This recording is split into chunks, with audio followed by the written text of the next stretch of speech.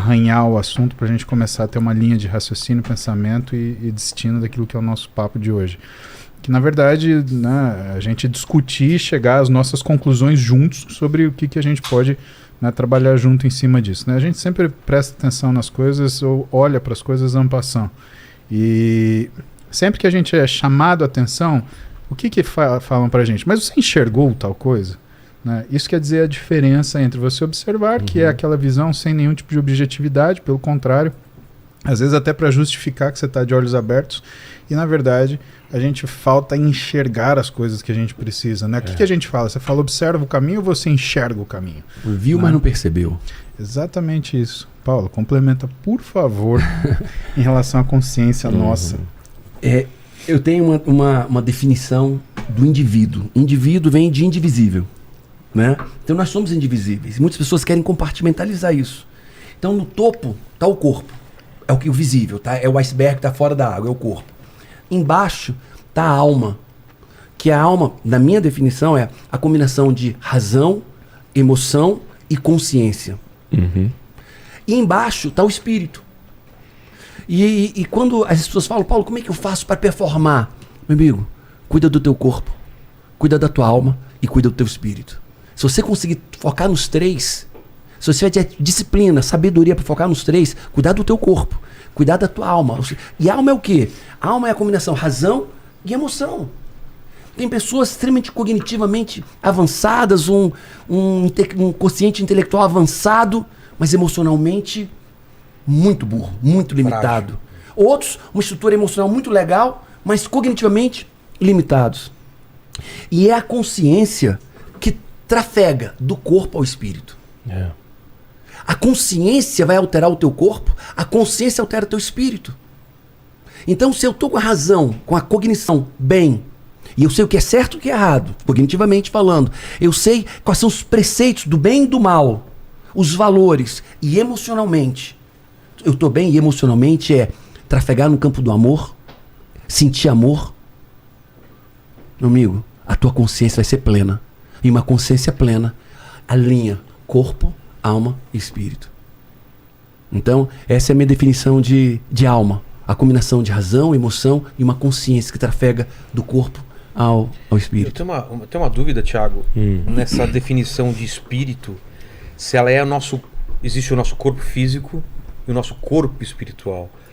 O espírito é meio um corpo, ele é uma casca espiritual, como é o nosso corpo, ele está embalando alguma coisa? Vilela, então antes de responder, corpo físico, corpo espiritual e corpo almático. Ah, tem essa definição também de corpo almático? Corpo almático. Ah, depois eu quero saber também. A definição mais popular assim que a gente consegue explicar o espírito é um walk-talk divino dentro da gente. O corpo, depois que a gente morre, volta para a terra. Certo. Então, depois da morte não serve.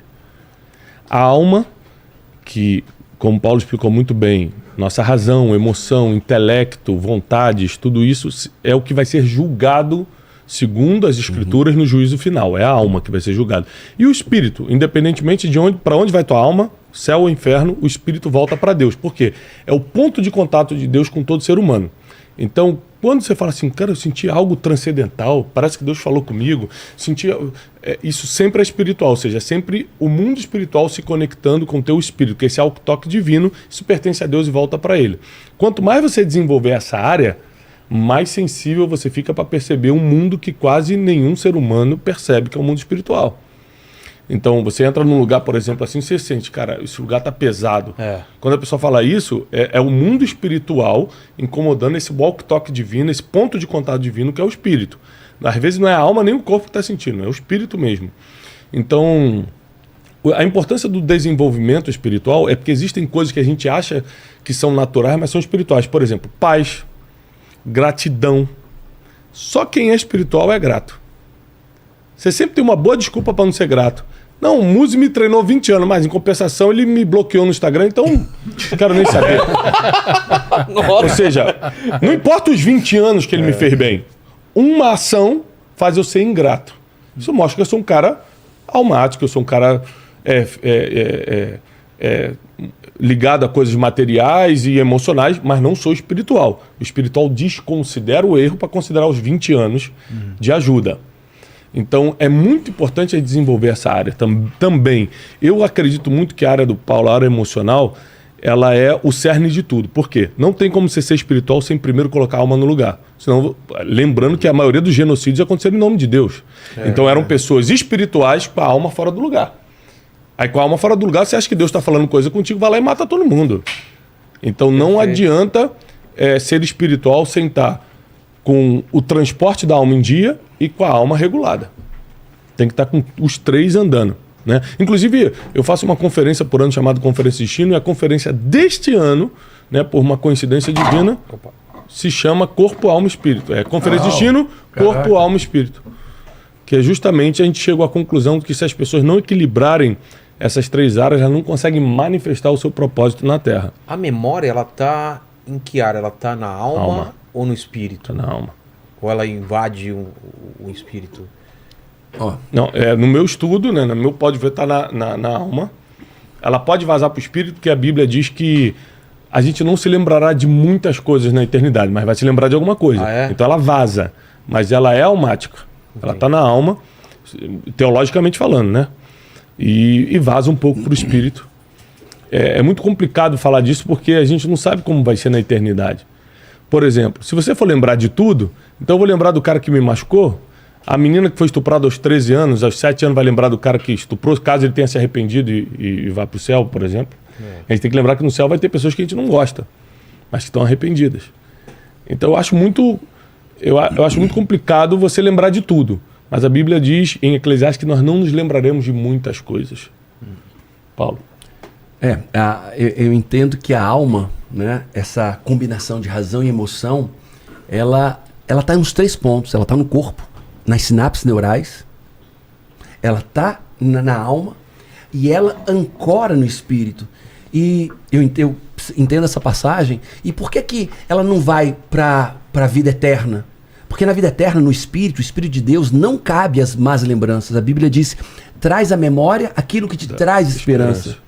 Então, até a nossa memória, ela vai ser filtrada, né? Para que nós levemos no Espírito de Deus as coisas, as boas memórias, né? E dentro de mim eu tenho todas as memórias. Só que nem sempre eu lembro delas.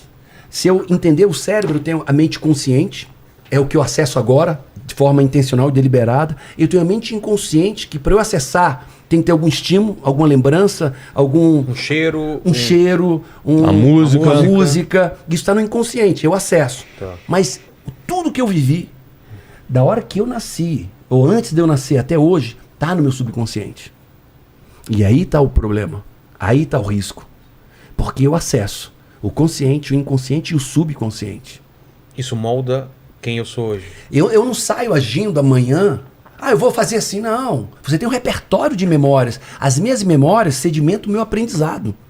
Então, quando eu vou ter um comportamento com uma mulher, com um homem, no trânsito, com um filho, não é uma coisa volátil, uma coisa espontânea. Aleatória. Aleatória, essa é a palavra. Eu tenho uma pinçazinha, metaforicamente, eu pinço uma memória, trago ela, põe no meu HD e vou agir de acordo com as minhas memórias, do que eu aprendi no passado. Porque como que é feito o aprendizado para o ser humano? É sempre com uma comparação? Eu nunca vi uma jujuba. Eu olho pela primeira vez essa jujuba, eu vou tentar buscar na minha memória ou alguma experiência de alguma coisa parecida com isso. Isso. E vou dar um significado. E vou dar um significado. Isso é bom, é ruim, ou eu tenho medo.